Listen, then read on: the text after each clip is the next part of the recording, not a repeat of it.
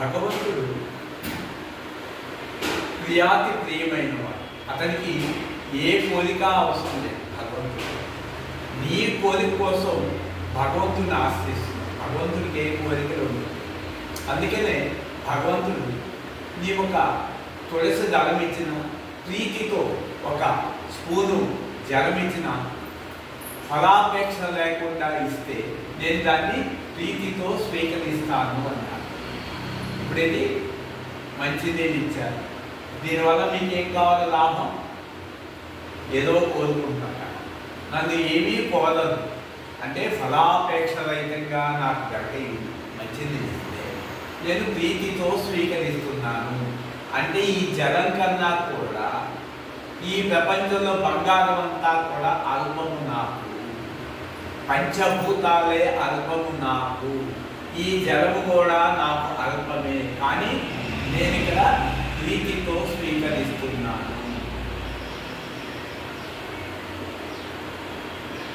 ఫలాపేక్ష రహితంగా స్వీకరించినప్పుడు ఏమవుతావు? అక్కడ పరమాత్మ రహస్యము. కాబట్టి నన్ను ఏది కోరుకున్నా నీకు పంచభూతాలమైన మాయా జగత్తి ఇచ్చేస్తాను, కానీ నువ్వు మాయాడే జైల్లో చిక్కిపోయావు. నన్ను ఫలాపేక్ష లేకుండా అడిగితే ప్రేమించాను నీకు, నువ్వేమి కోరట్లేదు నన్ను. అప్పుడు నువ్వు నేను ఒకటే. ఇదే అద్వైతము. దేవుడు ఎక్కడ ఉన్నాడు? కైలాసం ఉన్నాడు, వైకుంఠం ఉన్నాడు. ఇదంతా అబద్ధము. ఈ దేహం వెళ్ళి బ్రహ్మలోకంలో 1000 సంవత్సరాలు బ్రహ్మలోకంలో తపస్సు చేశాను బ్రహ్మ పక్కన. అక్కడి నుంచి నడిచేది విష్ణులోకంకి వెళ్ళి విష్ణుమూర్తి పక్కన తపస్సు చేశాను 1000 సంవత్సరాలు. దాని పక్కన శివుడి దగ్గరికి వెళ్ళి శివలోకంలో తపస్సు చేశాను. ఎవరు తపస్సు చేసింది? మనస్సు. మనసు నా మనస్సు.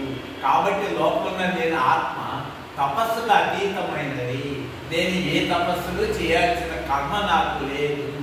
కర్మ ద్వారా నువ్వు తపస్సు చేస్తే కర్మ ద్వారా పొందేది ఈ కర్మచక్రంలో పడిపోయే ఈ మాయా ప్రపంచమే. గాఢ నిద్ర నీకు మాయే లేదు కదా, అక్కడ నేను ఉన్నాను. కాబట్టి మోక్షము ఆల్రెడీ ఉన్నదే. నేను బంధంలో ఉన్నానని ఒక చిన్న ఆలోచనని లోపల తొలగించుకోవడమే మోక్షము. ఇప్పుడు మీరు కూడా దివ్య ఆత్మస్వరూపులే, ఆ దైవాంశ సంభూతులే. కాబట్టి ప్రతి ఒక్కరూ ఈ విషయాన్ని తెలుసుకొని ఈ ప్రపంచంలో గుళ్ళు, దేవాలయాలు, గుడిలోని విగ్రహాల కన్నా పంచభూతాల కన్నా ఈ దేహం చాలా గొప్పదని తెలుసుకోండి. ఇంకా చెబితే ఈ దేహంలో ఉన్న అంతర్యామి పంచభూతాలు మొత్తం కలిసిన దొరకడు, కొనలేదు. ఇదే భగవద్గీత కృష్ణ పరమాత్మ చెప్తారు.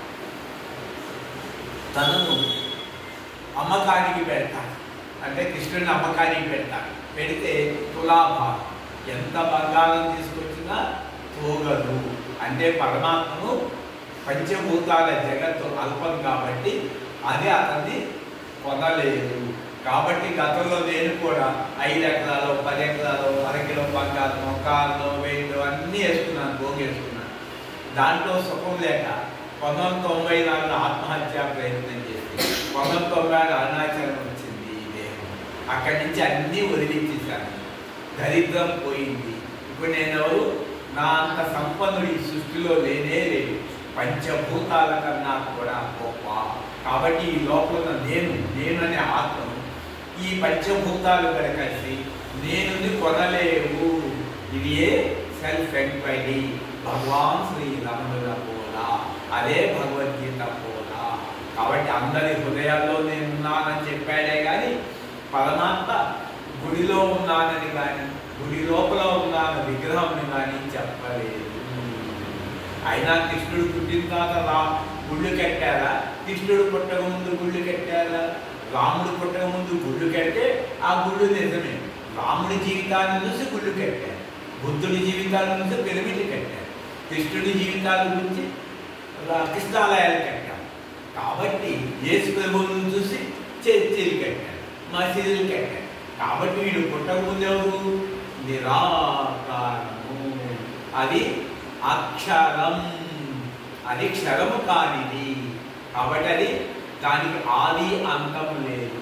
దాంట్లో తిరుగుతున్న ఈ పంచభూతాల సృష్టి క్షరము అంటే నశించిపోతుంది. కాబట్టి మోక్షము ఎవరో ఇచ్చేది కాదు. ఈ ప్రపంచాన్ని మొత్తం నీకు ఉచితంగా ఇవ్వచ్చువో కానీ మోక్షాన్ని బట్టి ఎవ్వరు ఇవ్వరు. అలా నేను మోక్షాన్ని ఇస్తానంటే అది అబద్ధము. అది కాలంలో ఉండి మోక్షం ఇచ్చేది తీసుకునేవాడు ఉంటే అది కాలగర్భంలో కలిసిపోతుంది. మోక్షం అనేది నిరాకారము. గాఢ నిద్రలో పొందుతున్నది అనంతమైన ఆనందము. అది ఏ ముక్త స్థితి. కాబట్టి అక్కడ ఒక్క బంధము కూడా లేదు. మన ఏవ మనుష్యాణం కారణం బంధ మోక్ష. మనసే బంధానికి కారణము, మనసే మోక్షానికి కారణం. మనసు ఎక్కడ ఉంది? లోపల ఉన్నది. ఒక్క చిన్న ఆలోచనే బంధము. ఆ ఒక్క ఆలోచన పోతే మోక్షము. గాఢ నిద్రలో ఒక్క ఆలోచన లేదు కదా, కాబట్టి అందరూ మోక్ష స్వరూపులే. లేచిన తర్వాత బంధం వేస్తున్నారు కాబట్టి ఇది బంధం వేస్తున్నది నాకు తెలిసి నేను సంఖ్యలు చేసుకుంటే తప్పు లేదు. నాకు తెలియకుండా ఎవరో పోలీసులు వచ్చి సంఖ్యలు పిలిస్తే ఇబ్బంది ఉంటుంది. మరి పరమాత్మ ఎన్నో కర్మలు చేశాడు కదా. ఇప్పుడు ఒకప్పుడు నాకు ఫ్యామిలీ 50 మంది 100 మందే బంధం కదా. ఇప్పుడు 100 కోట్ల మంది వచ్చినా నాకు బంధం లేదు కదా. అంటే ఈ సంఖ్యలు నేను కావాలంటే వేసుకుంటున్నాను, తాడేసుకుంటున్నాను, మళ్ళా నేను తీసేసుకుంటున్నాను. కాబట్టి మనసులో బంధం లేదు. కాబట్టి మనసులో బంధం లేకుండా బయట ఎంతమందితోనో వేసుకోవచ్చు. ఉదాహరణ సినిమాలో నటీనటులు చూడండి, వాళ్ళకి ఏ బంధం లేకుండా లక్షల మందితో 1000 మందితో నటిస్తారు. కానీ వాళ్ళ లోపల ఏమీ ఉండదు. ఆ యాక్టర్స్ బతుకున్నప్పుడు నవ్వుతూ ఉంటారు, చచ్చినప్పుడు ఏడుస్తూ ఉంటారు. ఉదాహరణ చూడండి, ఒక నటి భర్త చనిపోతాడు, చనిపోయినప్పుడు విపరీతంగా ఏడుస్తుంది. ఆ ఏడుపు తట్టుకోలేదు, చూసేవాళ్ళు కూడా ఏడుపు వస్తుంది. ఎమ్మడే కెమెరా పక్కన తిప్పేశారు, ఆ శవాన్ని తీసుకుపోయారు. కెమెరా తెగినే మళ్ళా లిప్టిక్ రాసుకొని మళ్ళా సర్దుకొని నవ్వుకుంటూ ఉంటుంది. కాబట్టి ఈ దేహముని ఎవ్వరూ బతికించలేదు, లోపల ఆత్మను ఎవ్వరూ చంపలేదు. ఈ దేహమును బతికించే శక్తి పరమాత్మ కోడలేదు, ఆత్మని చంపే శక్తి భగవంతుడు కోడలేదు. అన్ని ఆత్మలు లిమిటెడ్. ప్రపంచంలో ఉన్న పెద్ద ట్రాన్స్ఫర్ అవ్వచ్చు, అలాగే ఎన్ని బల్బుల్లో ఉన్నా కూడా కరెంటుని చావదు. కాబట్టి ఇది ఒకటి తెలుసుకోవడమే వివేకము. కాబట్టి ప్రతి మనిషి కూడా తనలో ఉన్న ఆత్మని తెలుసుకుంటే ఇదే చావు లేని విద్య, ఇది పైసా ఖర్చు లేని విద్య, ఇదే యూనివర్సల్ స్పిరిచువల్ ఎడ్యుకేషన్ అని ఒక ఫౌండేషన్ స్థాపించారు. ఇది అరుణాచలంలో వరల్డ్ పీస్ ఫౌండేషన్. ఎవరైనా ఇక్కడ సాధన చేసుకోవడానికి చక్కగా రావచ్చు. ఇక్కడ మీరు సాక్షాత్తు దేవుడు. ఇక్కడ విగ్రహాలకు నైవేద్యం ఉండదు, ఆలకు ఉండదు, మీకే ఆలకు ఉంటుంది. మీ పాదాలే పళ్ళల్లో పెట్టి కడిగి టర్కీకవతో తులుస్తాను. ఇప్పుడైనా తెలుసుకోండి, నేనే దైవం. చిత్తశుద్ధి లేని శివ పూజ లేదా, బాండశుద్ధి లేని పాకమేలా. నీలో పాపం పెట్టుకుని ప్రపంచం అంతా తిరిగితే ఏమి లాభం? గంగలో మునిగితే ఏమి లాభం? నీ పక్కన 1,000,000 మంది దేవతలు ఉంటే ఏమి లాభం? 1,000,000 మంది దేవుళ్ళు ఏంటి ఉంటారు? నీ భావన పోలేదు కదా. మనోమాలిన్యము పోగొట్టుకుంటే నీలోనే పరమ శాంతి ఉంది. అది ఏ బ్రహ్మానందం తదమసకతం కేవలం జ్ఞానమూర్తి. అంటే నీలో ఉన్న అజ్ఞానం ఏంటి? ప్రపంచము, దేహము, ఇంద్రియాలు, మనోబుద్ధులే అజ్ఞానము. అజ్ఞానం పోయింది, వెంటనే మిగిలింది జ్ఞానమే. ఇప్పుడు ఈ లైట్ తీసేయ్యా.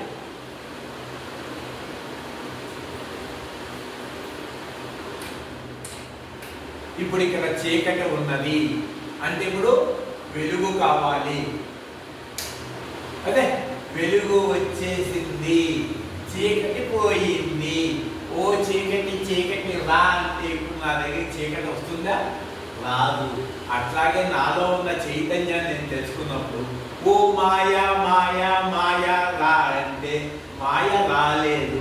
ఇది ఏ ఎన్లైట్మెంట్. అందరి మానవులు, దానికి కులాలు కానీ మతాలు కానీ లింగభేదం కూడా లేదు. ఎన్లైట్మెంట్ ఒక్క నిమిషమే. ఇప్పుడు చూశారు కదా, చీకటి ఉన్నది, లైట్ వేశారు, పోయింది. కానీ అక్కడ లైట్ చీకటి ఉన్నది, లైట్ వేయాల్సి వచ్చింది. ఇక్కడ ఆల్రెడీ అందరి హృదయాల్లో లైట్ వెలుగుతూనే ఉంది.